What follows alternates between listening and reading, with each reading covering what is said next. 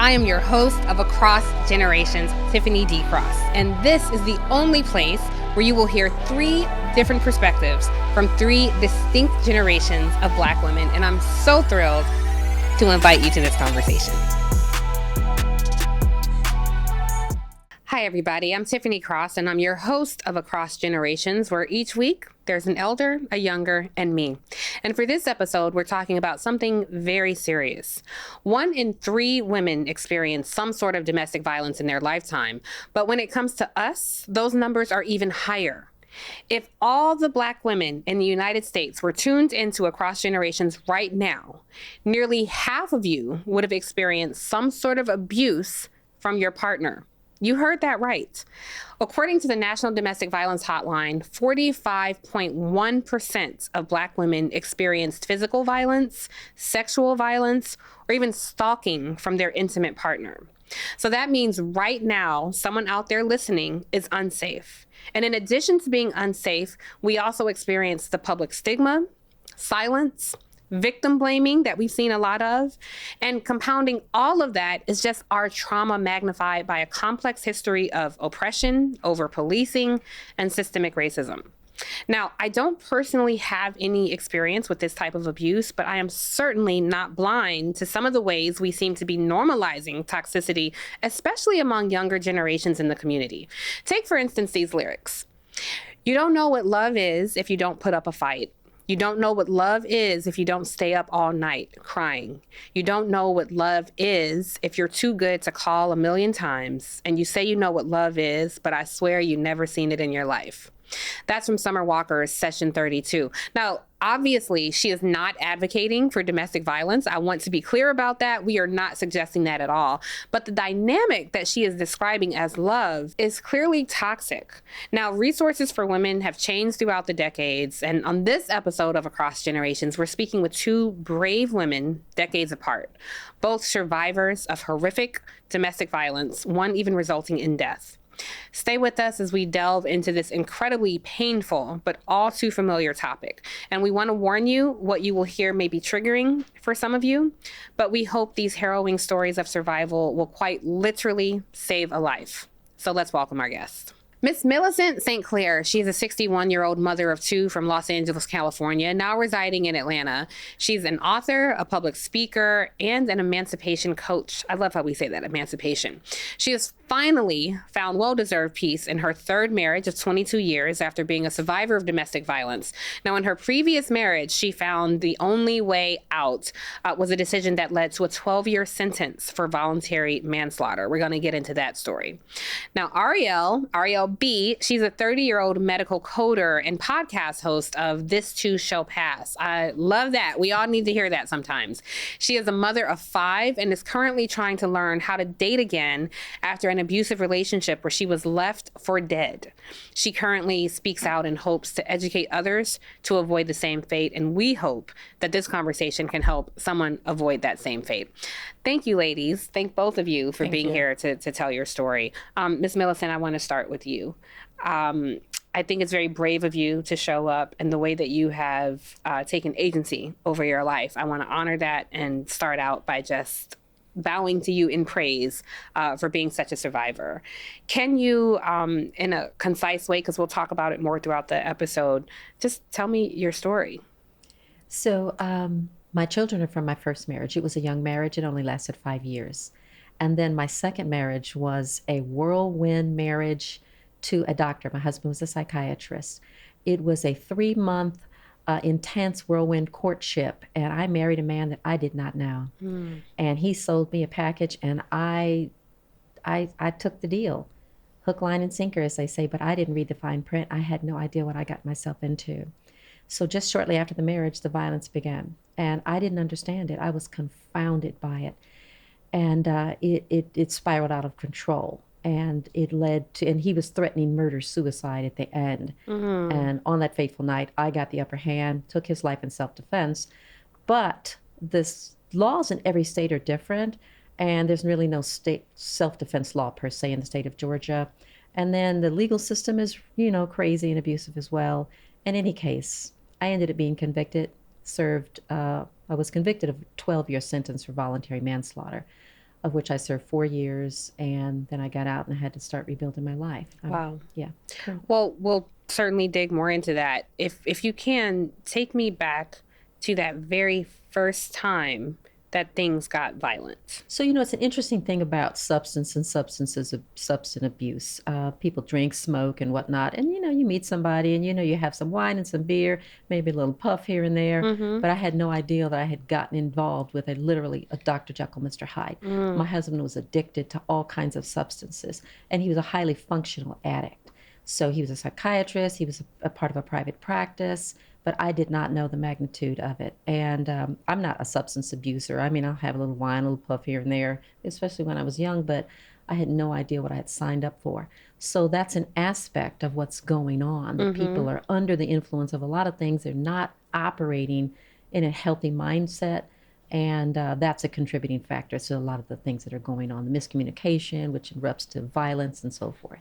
Do you remember the first time things got violent? Oh, yeah. What happened? Just an argument ensued, and he was the type of person where if you disagree and he couldn't get his way, all hell's going to break loose, and then he starts, like affronting me and, getting up on me, and then, it turns into a shouting match and then choking. And I didn't know what to do. It's just like, should I argue back and defend my position, or should I give in and let it go, or what? I'm trying to establish a communication here. And it just went from bad to worse. So, not that it matters, Yes. but do you remember what the argument was about? And was it physical violence or was it verbal violence? Right. So it was both in this instance. Yeah.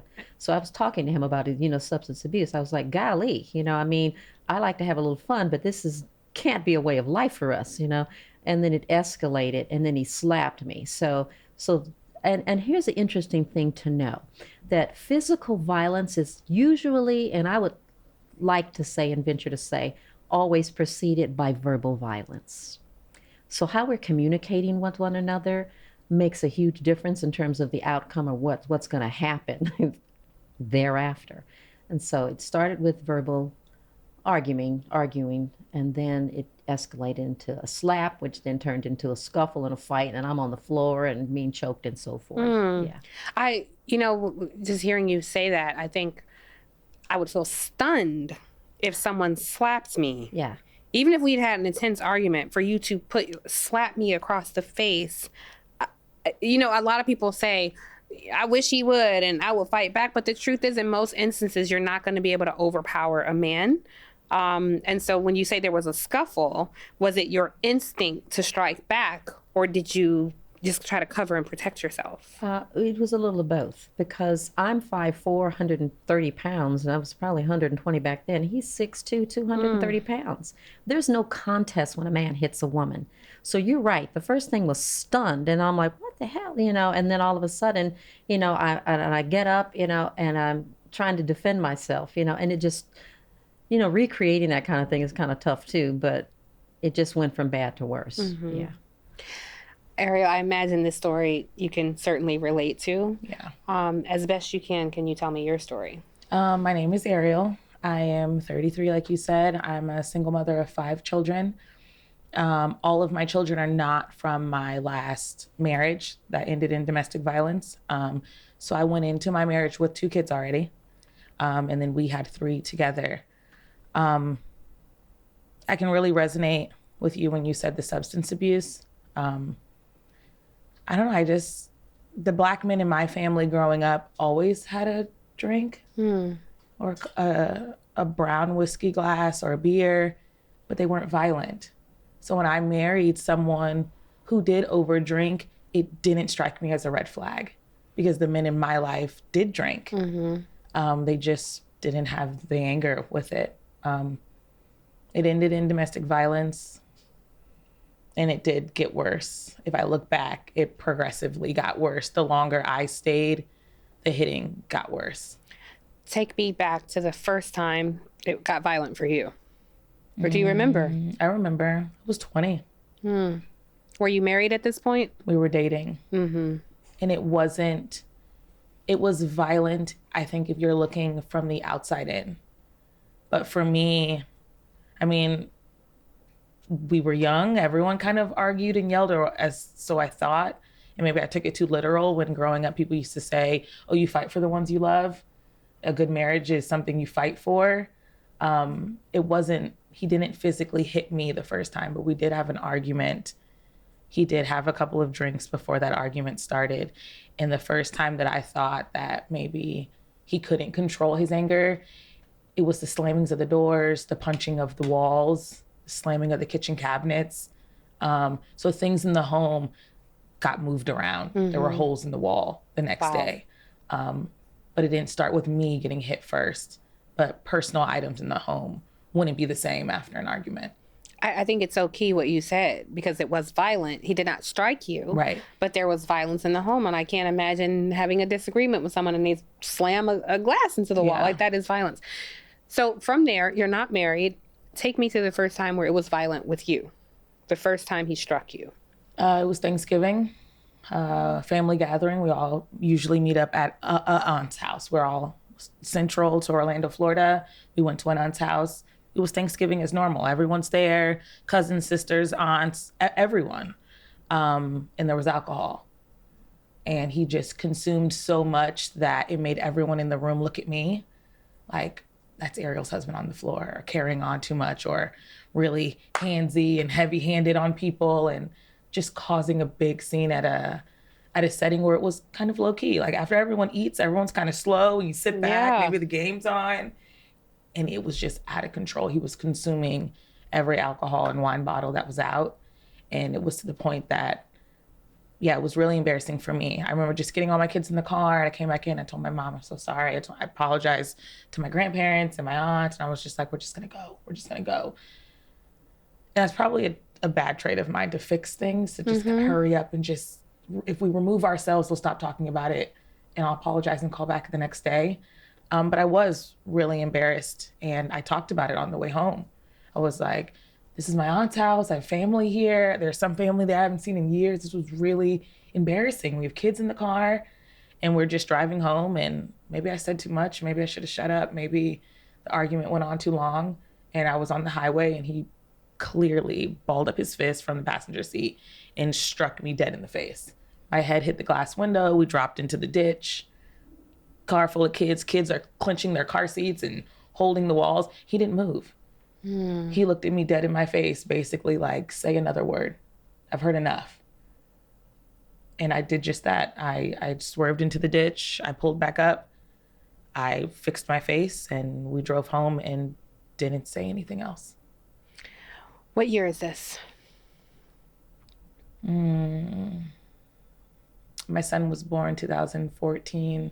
So I say probably 2015 into 2014. And tell me, again, because I would be stunned, tell me, one, how you felt physically, and two, what was going through your mind, that now the violence has come from violent towards inanimate objects to your physical person. I think the first thing I felt was shame for my kids that just watched me get hit from the backseat. We didn't have a big car. We didn't have a lot of money. Like, we were in a Nissan. Like, if someone sneezed, everyone heard it. So for me to think or be that mom to try to pretend, oh, he's playing, it was too close that time. It was too close. The argument didn't happen at night that I can tell my kids, oh, it was a movie. They saw it. They watched it. They felt it. They lived it with me. So the first thing I felt was shame and embarrassment. And actually the hit, I didn't really feel. Like, I was angry. I was yelling. I was just driving. I was in the moment. I knew that I got hit, but it wasn't like I expected it. It really caught me off guard. So I can just say the first thing I felt was shame. I think the pain came more so in the morning. I take my kids to school. I had to put on more makeup or larger shades to walk them into grade school. And so you were swollen? Oh, yeah, I had a black eye the next day. Did he apologize? Not that that matters, but I'm just curious, was there ever any contrition, any remorse? That's the beautiful thing about alcohol. It wears off. And the next day we're sorry, and there's flowers, and we'll make breakfast. But every time I went to the bathroom or looked in the mirror, that bruise was still there. I wasn't working. He was the sole provider. I instantly, when I saw that bruise and where we were, felt trapped. But there was definitely, and I'm sorry, I'll never do it again. We should go to therapy. We didn't do any of those things. But there was always a sorry the next day. Yeah. Miss Millicent, you hear this. and I assume it sounds very familiar to you as well. You've been married now for 22 years. So this marriage, this violent marriage for you, was this the 80s, the 90s? Well, this was in the 90s. The 90s. Yes, 92 to 90. Well, it was just 3 years, but yeah, 92, you got married. Yeah. So I'm curious for you, after that first slap, what compels you to stay after that for the second slap? Good. So, our people have a very interesting history and culture all across the board. So my mother has been married. My mother has 3 children by 3 different men. She's been married 5 times, but none of those 5 husbands were any of our fathers. You get that? Yes, Okay. ma'am. So now I had already left the first marriage. So then there's this part of me like, oh my God, I don't want to keep getting married. I got to learn how to be married and work it out. Even though I had seen dysfunction, there was some level of acceptance of, you got to put up with stuff and you got to tough it out and stick it out. And I wanted to make it work. And he sold me such a beautiful bill of goods, like, oh, I'll take care of you and your kids. You don't have to worry about anything and so forth. So I had a fantasy of what a marriage looked like, never having had a healthy, constructive model of what it looked like, actually. And so in my third marriage, years later and well after the fact, I just thought about it one day. I'm like, well, if I don't really know what a healthy marriage looks like, but if I did, what would it look like for me? What would it be for me? And I created that. I said, it's going to be no drama, no ridiculousness and conflict, and no shouting, raising of voices, hands, and all that. No, what is a marriage supposed to be? So I created that in my head. And then when I met my husband, he was such a beautiful, gentle soul, on the same page energetically and so forth, value system and everything. I'm like, wow. This is possible. So there's a lot that goes into the creation of a healthy relationship, but I didn't know that early on, and I didn't have healthy models of that. And I think that our people historically have been inflicted with so much pain that we now have internalized it, and we do it to ourselves and to each other. Yes. And therein lies the problem, that there's a lot of conflict, but most of the conflicts are it's just epigenetics. It's in our DNA. The trauma that's still generational trauma that we carry. That's the same thing, and we carry it forward, and we haven't worked it out. And there's been no trauma. I mean, there's no therapy and no healing. The work of Dr. Joy DeGruy, post-traumatic slavery syndrome. Are you familiar with her work? I'm not. No. Incredible. She talks about the problem with trauma and how it is inside of our genetic system, and because there has been no support and no real healing and reconciliation, it continues, and it continues at an unconscious level even. And how we have to really work to heal that pain from way back when, because we have carried it forward. I'm so happy you brought that up, because Ariel, I want you to correct me if I'm wrong, but I hear you speak. We met obviously before the show. You were back to put on your makeup. I'm like, oh, this girl's so beautiful. And you have such a bright, shining spirit. Thank you. I hear you speak about this and I still feel shame from you. And so I'm happy you brought this up to show this is what we carry, not that this is an excuse for anyone, and we want to encourage people to leave the situation. But it was not a situation that you openly invited, because I hear you now and your voice sounds like you're apologizing even now when you have nothing to apologize for. Do you recall your rock bottom in this marriage? Yeah, it's probably right before it all fell apart. Not saying I knew it was coming, that we were going to have a divorce, but I knew I didn't want to stay anymore. And I didn't know what leaving even looked like, what that financially would cost, what my kids' future would look like for myself. So yeah, I just remember I gave birth to my daughter in September, and I enrolled for courses just to do something, because I knew I needed money if I was going to pay for my kids. What if kind he of courses? Continues medical billing and coding. Okay, I you're doing now? enrolled in a tech program east side of Orlando. I was still vaginally bleeding. I was still breastfeeding in the bathroom, pumping. I just knew this is a 6 months course, and I can shut my mouth and be quiet for 6 months. long enough to get a job. So that was the only thing I knew I can do. I couldn't just sit there. I couldn't continue to allow him to pay all the bills, even though I think that's what people say the goal is. I felt like it took all my power away to not be able. He used to check the gas meter. How far did you drive? How long were you gone? How long are you going to be there? If he wanted to have drinks or go out more than he wanted to pay the lights, he did that. And we would sit in the dark until he got a next paycheck to pay for the lights. It was at his call and at his discretion, and I had no skin in the game besides birthing his children. Let me back up. So at the time that he strikes you the first time, you're not married. You had just had your son. At the Thanksgiving, we were married then. You were married at that point. I would ask you what I asked Miss Millicent. What compelled you to stay for the second time? I guess it will be what I saw.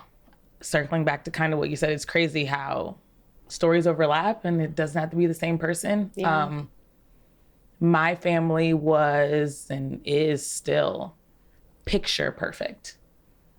It's a Black wife, it's a Black husband. We have 3 Black children. No child's really out of wedlock. There's like some might be adopted, but it's very cohesive. Everyone lives a very nice life. Everyone's in $500,000 homes or more. Everyone lives on the East Side. Everyone has done their job and their place in society to be where they are. And you, being the single mother of 2 children, now finally getting married, I kind of felt like if I didn't stay, they were all right. It's not going to happen for you. You've already ruined your life. We told you at 16 to get an abortion. You did not. And because you kept this child, your life will always be hard. So I finally had someone that loved me, that stayed.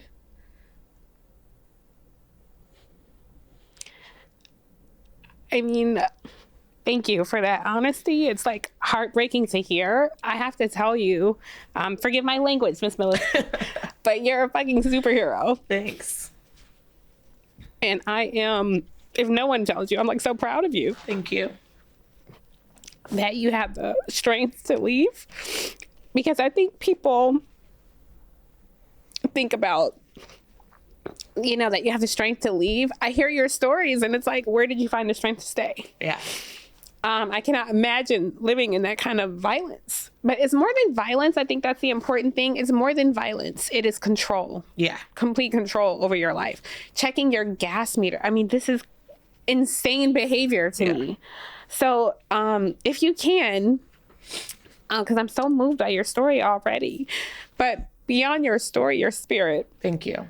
I appreciate that. If you can, talk to me about when it all broke down, when it was like, okay, enough, I have to get out of here. Because I think the internal innate survival instinct for you to say, hey, I got to learn a skill. I got to do whatever I can to save myself and save these babies.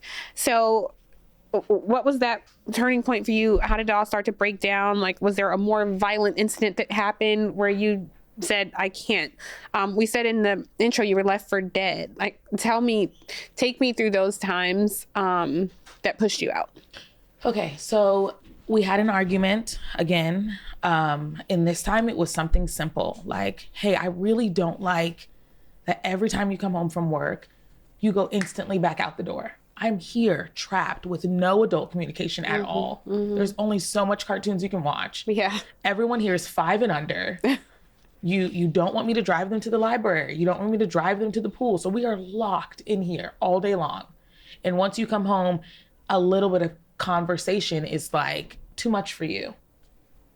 Every time he came home, he was coming home from work, showering, to get dressed, to go hang out anywhere outside of where the responsibility lied. And this had happened for years. And I finally, when he came home from work, I was just like, hey, I don't feel like I have a purpose here. Like, I am just the nanny. Like, I didn't learn anything. I wasn't mentally stimulated. All I did was cook, clean, and mop. Cook, clean, and mop. Cook, clean, and mop. And it was terrible. And I love my kids, don't get me wrong, but there was I had lost who I was. I didn't read. I didn't have a purpose. I didn't call my friends. I didn't have anything besides changing diapers, making lunch, making sure they were happy. But I didn't speak to anyone. I probably felt people look at you as a single mother and say, oh, your life is so hard and you're so lonely and you have nothing going for yourself. I was more lonely in my marriage than I am now, just me and my kids. So that's what the argument started over. I got punched in the face in the living room. I fell to the floor. He took my wedding ring off. He threw his at me. He packed up a little small box that was just in the house and he said, yeah, I'm not coming back to this anymore.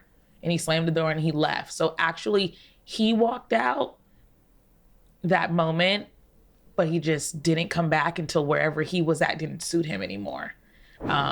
He was messing with a coworker at work. So that's where he went to lick his wounds and stay for a while. But he knew when he left, we were going to suffer first before him. Like I said, I wasn't working.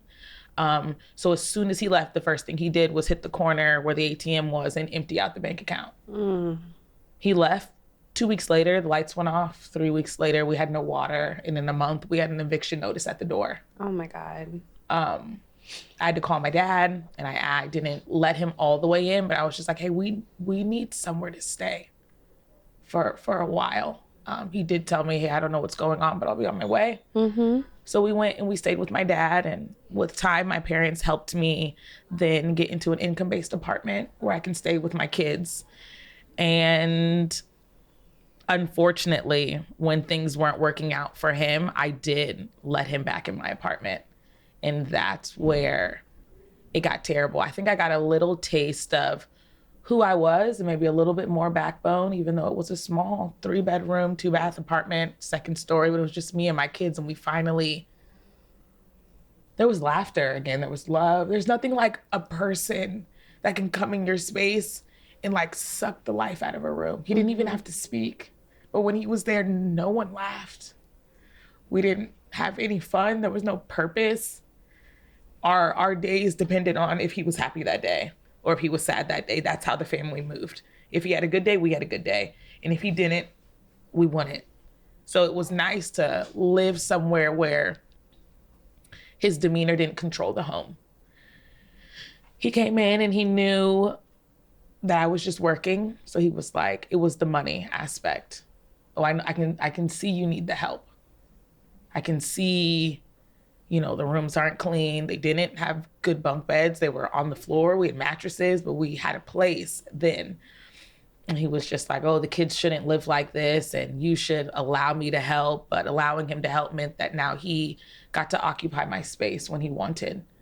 And I was tired. I was working nights. I was working days. I slept 3 hours every day. I had the alarm clock that had a vibrator that would go under your mattress to shake the bed because it's hard to wake up 3 hours of sleep and raising kids. So I didn't know at the time I was pregnant by him. That's where the 5th child came from. And I brung it up and we were arguing and I just told him he can't stay here. I don't know how I'm going to raise this kid, but I'm going to figure it out and it's going to be by myself. And I just began to walk all of his stuff downstairs. I'll never forget how he just sat back on my couch and just watched me move his stuff. Like, I'm not going to move. Like, you're wasting your time.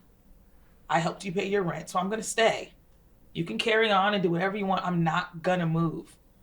And I just remember moving all his stuff downstairs. I didn't know how I was going to get him out, but I was just going to start with the backpack. I can pick up the backpack. And I was walking everything downstairs. And then when I turned around to go back into my apartment, there was the large laundry tubs at the front door. I had gone grocery shopping. I just hadn't brung the tub up my steps in my apartment. So it was at the bottom. And when I turned around to turn back in, he was standing in the doorway. He had the 2-gallon, 3-gallon thing of laundry soap, and he beat me upside the face with it. I was bleeding. My nose was bleeding. My lip was bleeding. I fell down in the grass outside my apartment and had a really sweet neighbor that lived beneath me. And she called 911 for me. And yeah, he took my car. He left my apartment wide open with the kids up there, knowing I was unconscious in the front yard, and peeled off. And someone else called 911 for me. Where is he now? He is in prison. That last time that he beat me in the state of Florida, it's considered battery on a pregnant person. The state of Florida gave him the option to go to jail or take a plea. He got 5 years of probation. He did not serve any time in jail besides the arrest when he got picked up. And during his 5-year probation, he took that opportunity to beat someone else. That next person was also left outside and unconscious in front of their apartment complex. And he is in prison in Florida. And I have another trial next week. And so it's still something I'm actively having to relive. But in probation, you're not supposed to get in trouble. You're supposed to do whatever you can do to stay under the radar. And he made it to year 3 before somebody else's story overlapped with mine perfectly. Did your family know that he was hitting you? I think my family was relieved that I was no longer the embarrassment. So you could be married to this person and... You're married, you're happy, he pays your bills, call me if you need me. Mm-hmm. But I was always social. I was always at the beach if we had a family day, or at Thanksgiving, or at Christmas. A part of me is angry that no one noticed that I stopped showing up. Mm. A part of me is angry that in the summers in Florida, I had on a turtleneck and no one asked why. And I couldn't say it with him standing behind me. But you felt abandoned everywhere. No one asked. And I felt like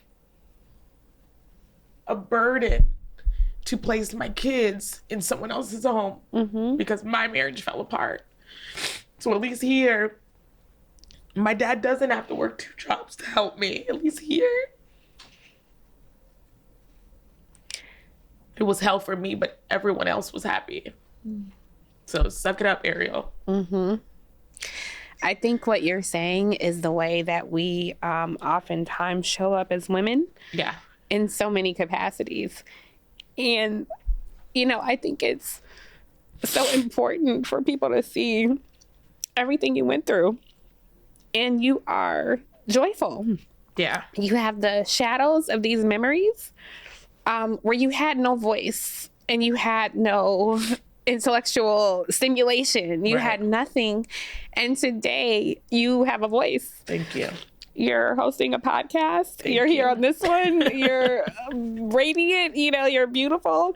Thank you. I don't know how beautiful I look. I look like a raccoon probably now with my makeup coming down my face. But I'm listening to your story and I'm so touched, moved by it. And I think there are so many women right now looking at you, and I want them to know, look at this woman. Thank you. Both the women standing here today.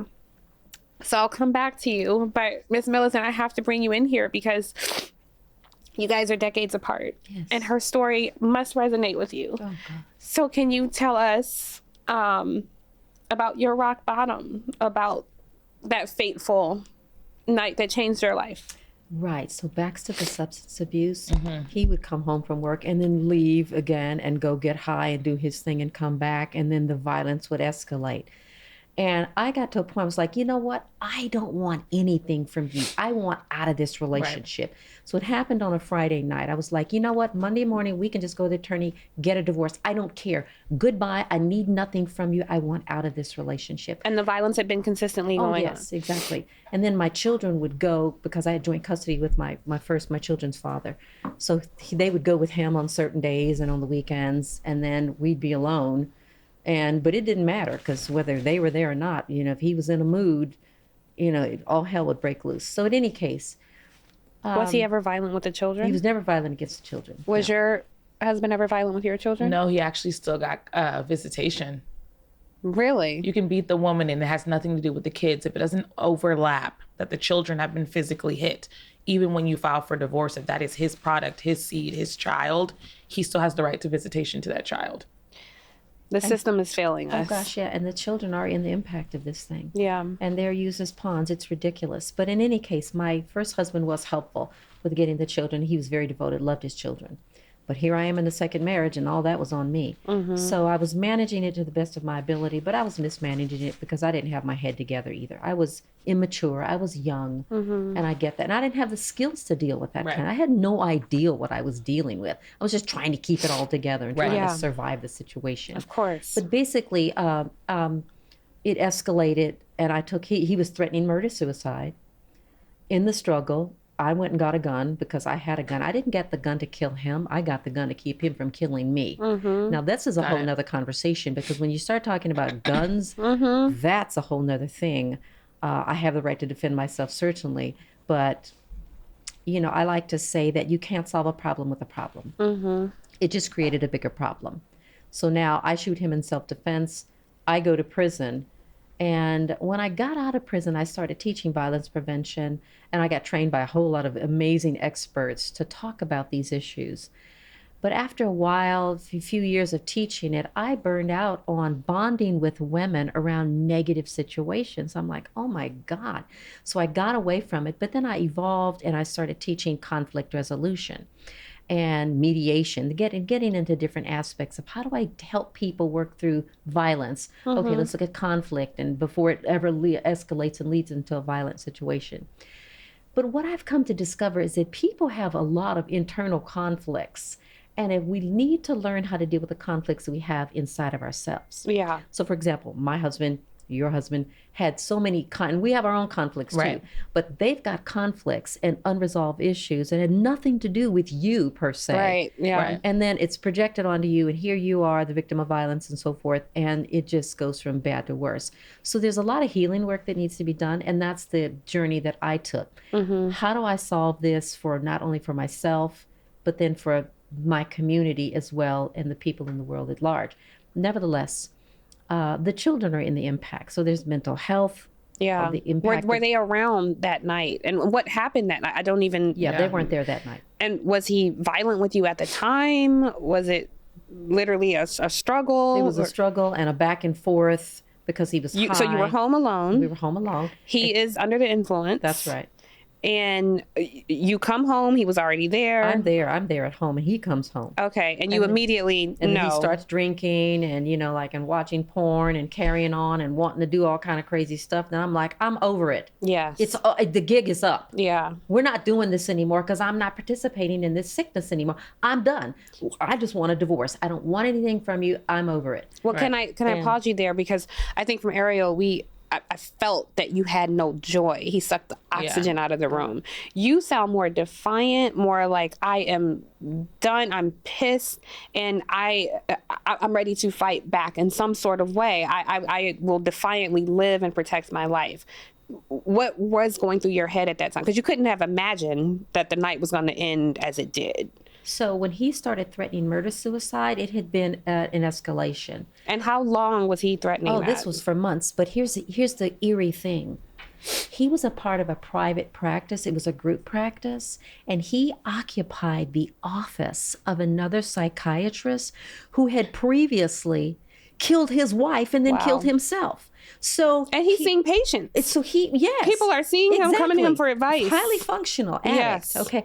But then he would say, we're going to end up like Dr. Nicewander and his wife. And I'm like, no, we're not. So he used to taunt you. Exactly. And so but the scary part about that, Miss Millicent, if I may, he had the skill set. Exactly. He understood the human mind in a way that he could manipulate in a way. And that is frightening. And he knew my psychosocial history, so he understood how to push my buttons and so forth. So there was mental abuse, psychological abuse, and physical abuse that you were surviving. Yes. And so now here we are at that fateful night after years of dealing with this, substance abuse, everything that you can deal with. And he comes home and immediately you know what's going on. That's and right. You have had it up to here. And I'm thinking, this is going to be the night. Oh, my God. You thought that? Yeah, I did. But I had left several times, too. So therein lies what's called the battered woman syndrome. Yeah. And then there's the coming and the going and the back and the forth, and you're rationalizing and trying to fix it and work it out. And, and then he's coming back and forth. I mean, there's a lot of dynamics to this. But what would make you go? Because it's somebody who hasn't dealt with that. And I think there are people, I don't encounter people who judge this kind of thing. You know, I think when women I talk to, they just have nothing but empathy. So I asked this question with nothing, Miss Millicent, but empathy. But what would make you go back to this man? Well, there's a lot of things. And if you'll allow me to just read a couple things to you. So domestic violence is one of the most common crimes. It's happening everywhere. At least all couples experience at least one violent incident in their lives. All couples? at least half of all couples. And and we don't know this is just data that you've collected. You don't remember the sources of it. Okay. And 1/4 of all couples violence is a common occurrence. 20% of all murders in this community or in this country are committed within the family. Most family violence is committed by men, not all, but most. 21% of women who, go into hospital emergency services are battered.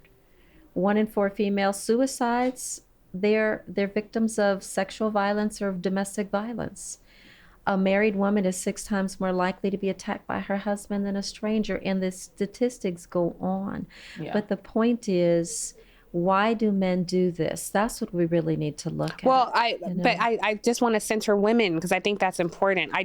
What I would hate for is for women watching this to start to consider the man's psychology. I think it is a dangerous thing to consider the abuser's feelings. Like, we have to save ourselves. So I think that's an important conversation to have, and I want to ask you a question about it later, but I do want to hear I think it's important for people to hear the moment of strength for you, and the system failed you, but the moment of strength for you in that fateful moment where you said, not today and no more. That's right. So he comes home, you're fed up. What happens next? And by the way, I had gone to his partners in his practice several times and telling them. And they were like, oh, well, it's just one of the disadvantages of being married to a doctor. Oh, you're being a hysteric. I'm like, are you kidding me? And this is in the 90s. Evidence. There's police reports. Are you kidding me? Yes. So there's complicity that others are covering up for their colleagues. This happens. So I didn't understand any of that. I just You just understood you were ready to be done with it. Yes. So on that fateful night, he comes in and I'm thinking, oh my God, because it escalated. He was getting bigger and bigger and louder and crazier and more violent. He would come in the room and fight with me and stand over me and shout, and then he'd go back in the room and smoke weed and listen to music, and it's piped up, all the way. And I'm like, oh my God, I'm going to get out of this situation. I'm like, I just want a divorce. Leave me alone. Close the bedroom door. I'm like, I'm going to sleep, dude. It's over. But no, not for him. It's not, So when he comes into the room, and I had my gun for protection, and when he in comes your bed, yeah, I had it. Yes, your gun. I did. And again, and this is the distinction. I didn't get the gun to kill him. I got it to keep him from killing me. But here's the thing about this: the psychology of it. When you pull a gun on somebody, you better be ready to use it because it can be used against you. So when I pulled it to say, don't come at me again, because he was charging at me, he said, what, a gun? F you. And he didn't know the gun was there. Oh, he did. He said, I'm going to get you. And he charged at me, and then I just shot blindly. And then he fell towards me, and then that's what happened. Now, I immediately tripped out. I called the police. They came. And then they saw drugs and everything. They said, we've got to take you also to get a drug test. I said, oh, no, I insist that you take me. So they took me down to the police station, but then they took me to the hospital and took a drug test. And I did. And I showed no substance, no alcohol or anything in my system. And that's one of the things that kept me from getting a life sentence, by the way. But nevertheless, his family was affluent and whatnot, and I ended up being convicted, and I'm a bad woman and so forth. Oh, my God. There's more to it than meets the eye, and more than we have time to get into here. Yeah. Because I think even the way that you present this, I ended up getting convicted, and this is what happened. Yeah. That is a huge deal that you shot in self-defense. He was charging at you. Yes. You shot him. And in that moment, I have goosebumps, you telling this story, because I wonder, what were you thinking in that moment? Were you relieved? Were you frightened? Did it occur to you that you would be considered, a violent individual, that you could ever be convicted for defending yourself? Had you shot a gun before? Never, but other than just practice, because I had the gun that goes in my name, registered my name. But here's what I want to say. I want to say that I think I had such a visceral response, and I think I can say this to you as women, first of all. He got the brunt, I think, of a whole lot of anger that was just cumulative from the things that I have witnessed, but also at another level. And this is another conversation. My attorneys, in the course of analyzing my case and so forth, and talking to his partners and everybody involved in it, said that he was moving towards suicide but he was too much of a coward to do it himself, and he goaded Millicent into doing it for him. So there are, and I Do you could believe talk- that? I do, actually. But there are other aspects of this, like spiritual things that we could talk about, like he occupied the office of this previous psychiatrist. There's so many dynamics to my case, and it's really, really heavy. And I've had to make peace with all of these things a little bit at a time. And even going to prison was like a relief for me in a way, because you can't take somebody's life and get away with it and think that it's all good, because it's not. It is not. There's an impact. There's an impact on me, his family, my children. My God, my kids. How old were your children? My children were like 5 and 7. Oh my God. And so you had to leave your babies. Yes, exactly. And then they went to live with their dad, and then there's the impact of that, because then he's pissed off and angry. Oh my God. And then but I got out. I had to recreate my relationship with them. There's a lot to it. So my heart goes to women everywhere, all over this world, that are suffering. Right now, we've got wars that are going on. There's rape. There's all kinds of forms of violence that are occurring. Rape is a tool of war. Were you, if you don't mind me asking, did your husband ever sexually assault you? Exactly, yes. And did your husband sexually assault you? I actually didn't know that was considered rape. Exactly. Yeah. Because you thought your husband couldn't rape you. Right. I just didn't. I just always saw rape as SVU, Law and Order. Someone finds you in an alley. It's someone you don't know. It's done with a weapon. It's done. You're left. I was there. I knew what he was doing. I just maybe didn't want to do it. I didn't want to partake. I didn't like you that day. I just did it because it would make sure there was no argument. So I allowed him. I guess that's where the disconnect for me was. I thought rape was always, unwilling. You didn't know what was going on. It's someone you didn't know. It wasn't until I started going to court and got help and got some therapy that was considered rape. I had no idea that was even what was happening. And you knew at the time that this is rape. No, it was rape. You didn't would just either. come in high and then force itself on me. I'm sleeping. You wake me up. And I'm like, dude. You're drunk and high. It's like, are you kidding me? Yeah. I mean, and I'm like, are you kidding me? Yeah. But then as soon as you put up a fight, or any kind of resistance, violence, then it escalates. It's worse. Yeah, Miss Millicent, I'm very curious about your time in prison. I know that's a different conversation, and you just have a lot of heaviness and heavy thoughts. I would love to invite you back to talk about your time in prison, because I can't even imagine that time away from your babies, and you were just trying to survive, and hear you describe it as relief. So I would love to have you back on Across Generations to talk about that, because that's such a harrowing story. You both have such harrowing stories. I think what I'm hearing though is the way you both have had at that time kind of normalized. Right. You knew it was wrong, but this is my reality. I want to thank you both for sharing your stories. There's so much more I could talk to you about, and I want to get your thoughts on other things as well. So we're going to take a quick break. When we come back, I want to talk about the ways that we normalize this in society. So on the other side of this, we'll talk about that. Okay, welcome back, everybody. You've been hearing amazing stories of survival, and I hope these stories have resonated with multiple people out there, because I am still blown by the testimony we heard here today.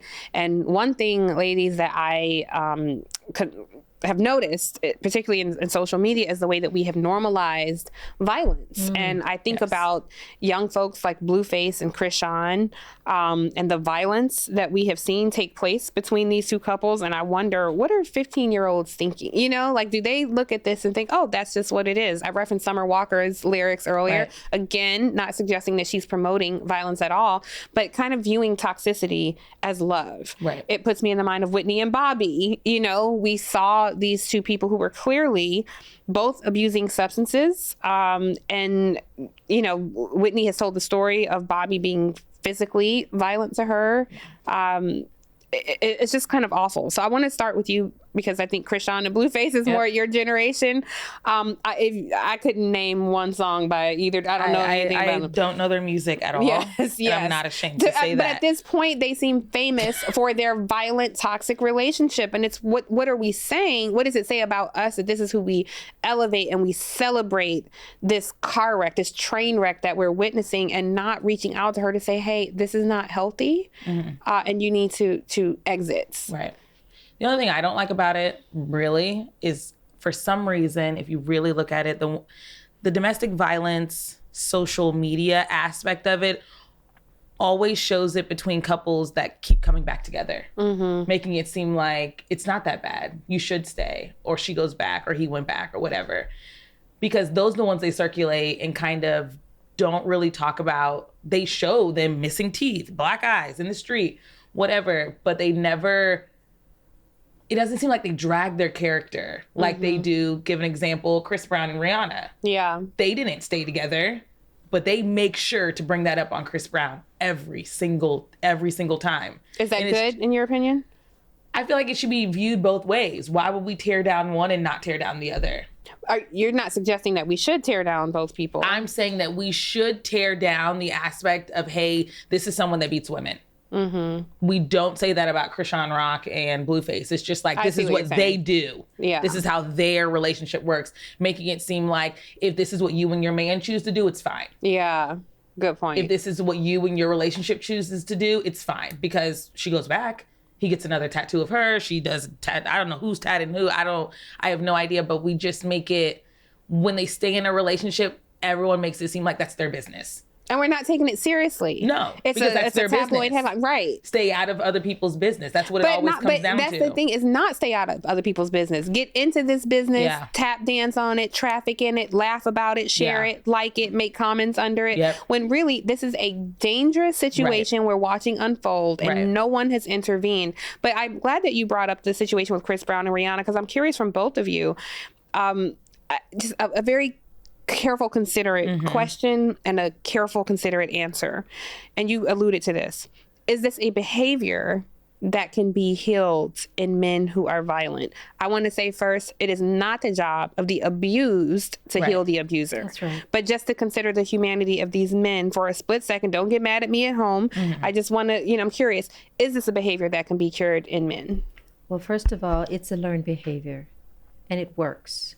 And he gets away with it. And there's no accountability. You said that after your relationship, he went and found a new victim. Right. Okay. And this is what occurs when there's never any accountability. And then in our community, we don't want to lock our men up. We've got this thing, there's this piece of us. Yes. That are like, oh my God, you don't want to call the popo on my folks, And that is so true. It speaks to the strength of Black women, because we understand how unforgiving this criminal justice system is to our people. And so we ask young Black girls who've been sexually abused to hold this secret. We ask grown women who are physically abused. We have, in that moment, we have the humanity to consider, like, I know how cruel the white man's justice system is. I can't even turn you over to that. I will bear the brunt of these bruises in order to protect you. And that is a psychological, generational trauma that we have gone through uniquely in this country. So I totally hear you. You say that, it is, we're talking about how it's normalized. It's also profitable. It is. Christian, I mean, they have become a brand. Whitney and Bobby had a reality show that celebrated this, and we watched and we laughed and we still make jokes about it. But people, R. Kelly and Aaliyah. R. Kelly was clearly abusing this young girl. And I remember looking at it like, no, this is normal. Aaliyah and I were like the same age. And I'm like, no, guys, he relates to her on a different level. It was somehow normalized in my own mind. So, Ms. Millicent, I really do appreciate that you're saying we have to look at this as a deeper issue. I'd just like to add that women learn very early, because of our social conditioning, that our bodies are commodities. Yes. And we allow ourselves, because of our social conditioning, to be used by others for a variety of reasons, for gain, for love and acceptance, and for other reasons too. And so there's so many aspects to looking at this, like what's really going on and how are we given into these situations or give ourselves into these situations, and why? So there's self-esteem, there's social conditioning, there's a spiritual disease, but violence itself is actually a disease. And it is really all about power and control and domination and materialism. If you really look at violence at any level, because I've studied it and I teach this, those are the dynamics: power and control, domination. Did he not dominate you? He did. Oh my gosh, to the nth degree. And then there's the material aspect of it too. And so, and this is at a micro level down here in our personal lives, but at a macro level as well. because we have learned these behaviors. I mean, and violence has been going on since the beginning of time, certainly, but the question is, what do we do about it? We've got to unlearn these behaviors, but we got to look at it first. Like, he does it, he can get away with it, it's justified, and so forth and so on. There's no accountability. And then why does it work? It scares the victim. He keeps it secret. Nobody helps her, right? And then sometimes we don't want to tell. Like, I didn't want to tell my brother because my brother would have got into it. And then I'm like, oh my God, I don't want to tell my brother, because then that's another situation. I don't want to bring him into my drama. Yeah. So I didn't tell my brother. So and you feel like you put him at risk. Oh my gosh. And I had ever told my uncles that somebody put their hands on me, Right. my father, my uncles, anybody, they would have happily served every single day. Yep. My mother, I remember her saying this to me when I was younger, about decisions I make. Yeah. Decisions you make will impact this entire family. And I've never experienced this, but I would imagine that I might consider that. I don't know that I would have the strength to say, hey, everybody, here's what I went through. I also want to tell you both, while I was doing research for this and looking at how this disproportionately impacts Black women, and I know you have important research that you shared with me as well, I went to the National Domestic Violence page. What I found was interesting is there on this page, it's a feature, and it's a big red X in the corner of the page, and it essentially says, if he's over your shoulder, if someone is near, you hit this button and it erases your search history. Yep. And completely. So the resources have changed. You went through this in the 90s. You went through this not that long ago, 10 years ago. Right. Your resources, I imagine, look very different than your resources. When I started, I called, it was called Harbor House. They're in probably every courthouse in America. When I called to get information and get help, as soon as she even overheard a voice that was masculine in the background, she did you want pepperoni or cheese on that pizza? Their numbers instantly erased from your phone when you hang up. It's not something you have to do your features to click. And the clearing the cookies and all that is on every domestic violence website. It does it automatically now. But she instantly was like, is it a large or a medium? Is it cheese? Or so even if someone else picked up the other line or someone else was listening, it was so easily discreet on their end. And it was an amazing program for me. Would that have changed had you had resources like that, do you think that would have changed your outcome at all? I think it certainly would have changed my perception of my choices. Right. Yeah, of but course. our culture encourages male dominance, and it gives them a feeling of self-control and importance. And these are aspects that we have to look at, and nobody stops them. Right. And see, men have to hold other men accountable. That's something I learned from a group here in Atlanta called Men Stopping Violence, is that men have to hold men accountable because we can only do so much to hold them accountable. Yeah. But when other healthy men, and there are a lot of beautiful, healthy men out of here these days, and my now husband is one of them, men have to hold other men accountable and call it out when they see it. And we need more of them. We have to partner with those healthy men, and then also teach them, because they have to be taught and informed by us as well. Yeah. We're taught that marriage is important. We're taught that we raise the children and bear the household and clean up and, lose weight. I mean, you might need why aren't you married yet? Why don't you have kids yet? I seriously sometimes wonder if anyone does that to men. Make sure your husband's happy. Yeah. Make sure your wife is happy. Does anyone say that to men? Or is it just a community of women that puts pressure on women? And then we look at them and say, oh, why didn't you leave? Yeah. I was never taught to. I was taught to get picked. I was never taught to leave. Yeah. That is you were taught to get picked. You were never taught to leave. Yeah. That's so and it's all important in our community. Like the Cinderella syndrome, waiting to be selected. Yeah. And you've got to be the beautiful princess waiting for the knight in shining armor to come along and scoop you away. But eat a poison apple and die. Oh, my gosh. Over and over. Yeah. But if I could share this is called the power and control wheel, and this is amazing. And there's two sides of it. So the power and control, physical violence, sexual, using emotional abuse, intimidation, isolation, minimizing, denying, and blaming, using the children. Children are often right in the middle of these things, and they're used as pawns. Male privilege, economic abuse, threats, and coercion. Now, but on the flip side of that, and this is what I love, is nonviolence, learning. And we have to be taught about what does equality in relationship look like. Yeah. Non-threatening behaviors. respect, trust and support, honesty and accountability, responsible parenting, shared responsibility, economic partnership, and negotiation and fairness. And this is something, it is a process to unlearn all that negative stuff and really learn how to be in a healthy relationship. I agree with that. I love that. And I'm so happy to have the privilege to be in a constructive, loving relationship with someone who exhibits all these behaviors. Yeah. And we've never had an argument in over 20 years. Oh, wow. And it's not that we don't have conflict or problems, because we have the same problems everyone has. Yeah. But it's how we deal with each other. Yeah. Lovingly, with respect, kindness, understanding, patience. And we get irritated and then we tease each other. I'll say, rah, rah, rah, rah, Right, rah. I was yeah. like, okay, Yeah. you know, I've got a case of the ass today. And then we both laugh about it and then we just go on, you know. Yeah. But we're not, we know we're here to love one another. Because if I'm not being my best self and committed to bringing out the best in others, then what the hell are we doing? Right. What are we doing? Yeah. My job is to be my best self and to bring out the best in you. Yeah. Okay, and then vice versa. And if we operate from that understanding, the relationship would be completely different. I love that. And I agree. love what you said about men. I would like, maybe we'll have some men on this show, like an older man and a younger man, really to talk to these issues. So I think that's so important. There's a community There's around some beautiful Yes. men out here. Oh, I've seen. Oh, and they're the ones that are holding it up. I've Yes. seen quite a few seen here a couple, in Atlanta. you know, just Yeah, Yes, so we're yes, certainly yes. not suggesting all men are, because I have No, seen some No. beautiful men. Well, I just want to say, ladies, I didn't know what this conversation would be like. I want to thank you both Thank you. for your transparency, your honesty, but just say I'm so grateful that you're here, Thank you. And I here wanna- in every way. And I want to affirm you, Ariel, for your willingness to have these tough conversations, because Thank it's you. ugly stuff and nobody really wants to talk about the underbelly. I got away from it. I'm like, oh my God, I do not want to have another conversation about domestic violence. Enough has been written about that, but I know it continues. So I Yeah. teach inside of women's organizations and community-based organizations. I go into prisons.